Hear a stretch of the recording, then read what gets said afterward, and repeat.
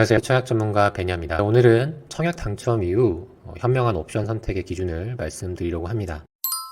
아파트 청약에 당첨되고 나서 옵션 선택을 함에 있어서 좀 신중해야 되는 이유들이 있습니다. 첫 번째는 구축 아파트 인테리어와 신축 분양권 인테리어는 엄연히 다르다는 거죠. 우선 구축 아파트 인테리어는 20, 30년 된 구축 아파트를 매수해서 내 취향에 맞게끔 싹 인테리어를 하고 바로 입주를 하죠. 한 2, 3개월 정도 공사를 하고 내 취향에 맞게끔 인테리어를 하고 나서 들어가면 최소 4년에서 길게는 10년까지도 살 수 있는 거죠. 그래서 투자의 측면보다는 구축 인테리어는 실거주를 통한 실거주 만족도를 높이는 게 구축 아파트 인테리어의 목적이지 않을까 싶고요. 신축 인테리어는 인테리어 신청을 한다고 해서 바로 입주를 하는 게 아니죠. 적어도 3년은 기다린 후에 입주를 한다는 겁니다. 그 말인즉슨 이 3년이라는 기간 동안 또 어떠한 변화가 생길지 모른다는 거예요. 예를 들어서 내가 처음에 분양받았을 때는 프리미엄이 2억이었는데 갑자기 부동산 경기가 확 꺾여서 내가 입주할 때는 프리미엄이 제로가 될 수도 있는 거예요. 그래서 나는 처음에 프리미엄이 2억이니까 나 입주해야지 해서 한 5천만 원 정도 옵션을 신청한 거죠. 근데 막상 입주할 때쯤 되니까 잔금 치료율 여력이 없고 해서 나는 이 분양권을 매도해야겠다라고 내놨는데 옵션이 5천이 껴있으면 말 그대로 무거운 분양권이 되는 거죠.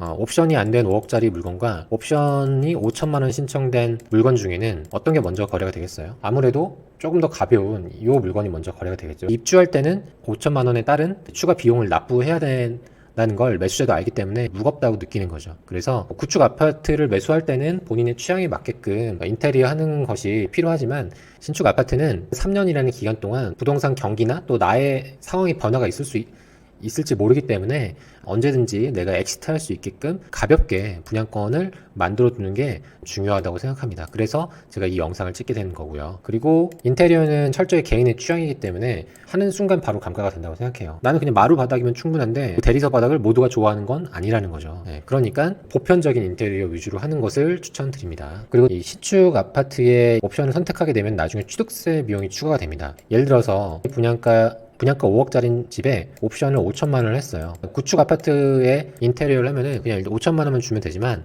신축 아파트는 취득세율 비율만큼 추가적인 비용이 납부가 되는 거죠. 물론 그로 인해서 나중에 양도세의 절감은 받을 수 있지만 일단 내 주머니에서 나가는 비용이 커지는 거니까 어느 쪽이 조금 더 유리할지 따져봐야겠죠. 일단 자금이 먼저 지출된다는 것은 조금 불리한 부분이라고 생각이 듭니다. 지금 보시는 화면이 광명자의 헬스테이트 SK뷰의 입주자 모집 공고문입니다. 보면은 밑에 페이지에 주로 나와 있는데요. 보시는 것처럼 발코니 확장 비용, 평수에 따라서 금액이 다르죠. 타일, 판넬, 조명, 주방 상판, 주방 가구, 상부장, 우물천장, 수전, 욕실과 관련해서 타일, 수전 세면대, 양변기, 그 밖에 침실의 붙박이장이나 현관의 중문, 타일, 에어컨이 있고요. 공기청정 시스템도 이렇게 금액이 되어 있죠. 굉장히 많은 옵션이 있고요. 지금 보시는 입주자 모집 공고문은 제일풍경채 검단 3차의 옵션 비용입니다. 발코니 확장 비용이 있고요. 아까 봤던 금액이랑 좀 다르죠. 그 밖에 시스템 에어컨, 광명은 제조사가 LG였는데 여기는 삼성이고 금액도 조금씩 다른 걸 볼 수 있습니다. 공기청정기도 있고요. 그 밖에 가구 및 인테리어 유성 옵션에서 중문부터 팬트리, 드레스룸, 맨 밑으로 가면은 조명, 마루 이런 것들이 있는 걸 볼 수 있습니다.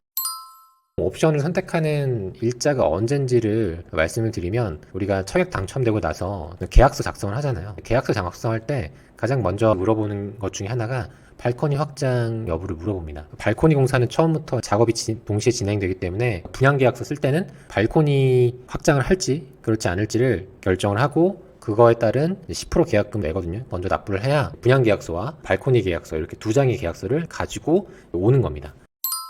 당첨되고 나서 대략 한 6개월 정도 있다가 중도금대출 자설을 하러 가세요. 모델하우스에. 근데 중도금대출 자설을 하면서 옵션 선택을 하게끔 샘플들이 비치가 되어 있고 상담사분들이 계십니다. 그러면은 이제 상담을 받아보고 어떤 옵션을 할지 계약을 하는 거죠.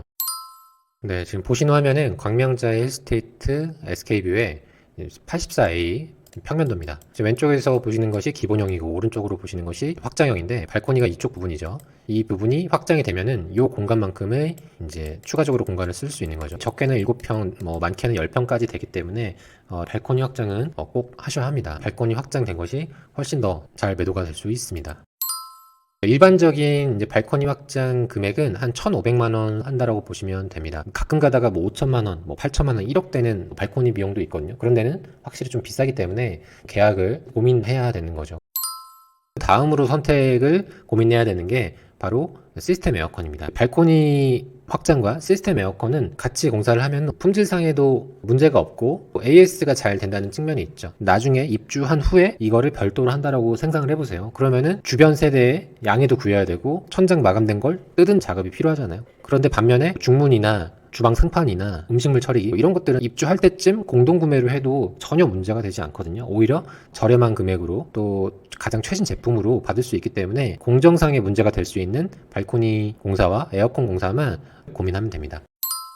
정리를 해보면은 발코니 확장은 무조건 하셔야 되고 금액은 한 1,500만 원 내외. 시스템 에어컨은 사실 고민이 됩니다. 금액은 한 400만 원에서 700만 원 정도 되는데 저 개인적으로는 내가 만약에 분양권 상태로 전매를 한다라고 하면은 하지 않을 것 같아요. 왜냐하면은 결국에 시스템 에어컨도 입주할 때 공동구매로 할 수 있는 부분이고 그리고 중간에 전매를 한다라고 하면은 아무래도 가벼운 분양권이 팔리기 편하거든요. 그리고 입주 시기가 한 여름이 있고 또 한 겨울이 있습니다. 한 겨울에 입주하는 곳은 전세를 둠에 있어서 에어컨이 있다고 해서 큰 경쟁력이 없죠. 근데 여름에 입주를 한다라고 하면은 시스템 에어컨이 있고 없고의 차이가 분명히 있습니다. 그래서 이런 부분도 고려 한번 해보시고 그리고 평당가가 높은 지역일수록 임차인이나 매수자의 경제적 능력도 좋고 원하는 바가 큰데 그런 곳일수록 데드 스페이스를 만들지 않고 경쟁력을 갖출 수 있는 시스템 에어컨을 고려해 볼 수 있겠습니다. 그리고 금액적인 메리트가 있다고 하면은 선택을 할 수 있겠죠. 시스템 에어컨 견적인데요. 한 이 정도 범위 내에서 움직인다라고 보시면 되겠습니다. 금액이 너무 비싸지 않고 한 여름에 내가 실거주 한다라고 하면은